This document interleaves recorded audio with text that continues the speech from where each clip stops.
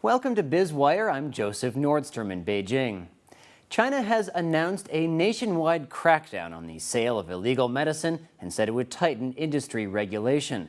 This is adding pressure on a sector already reeling from a major bribery scandal at British drug maker GlaxoSmithKline.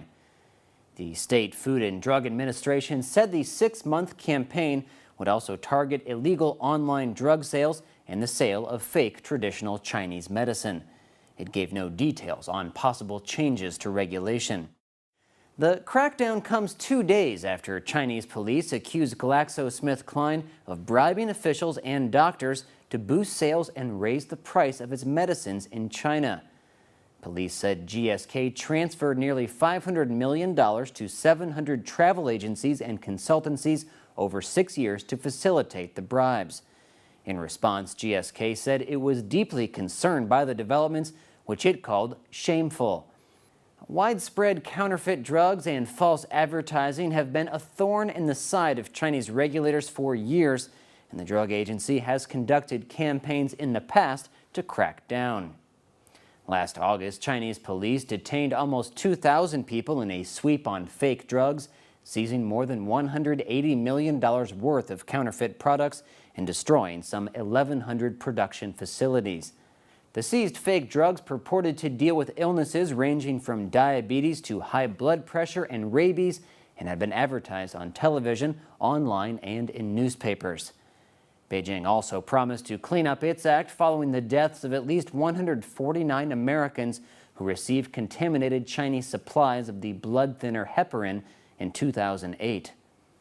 But the country's complicated and still developing regulatory environment has stymied efforts at tackling the many problems in the sector, which infuriates Chinese consumers who also express anger at what they see as the high price of legitimate medicine. Hospitals that are ostensibly government-funded are so cash-strapped they must rely on drug sales to remain afloat, and doctors frequently overprescribe medicines to supplement their meager incomes. Patients end up paying inflated prices for drugs they often don't even need. China's powerful economic planner, the National Development and Reform Commission, is examining prices charged by 60 local and international drug makers, including units of GSK, Merck, and Novartis. Professor Willie Lam, who closely follows corruption issues in China, says this seems to be the largest and best orchestrated effort to target multinationals. Lam says officials seem to be blaming foreigners for problems they cannot solve themselves. Underscoring the heat on foreign companies, a commentary in the People's Daily called for a crackdown on commercial bribery by multinational firms in general. It accused some of using their market dominance to exploit gaps in regulatory systems in developing countries.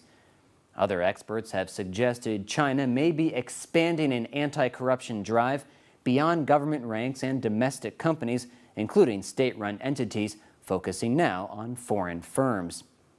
China has targeted foreign firms on multiple fronts in the past few months, but the probe into GSK is the only high-profile investigation focused on bribery so far. Multinationals are a much safer target than going after the officials and regulators who accepted and created the environment for the widespread use of bribes to get business done in China. You're watching Biz Wire on the Blue Ocean Network. Stay tuned for more in Economic Insight.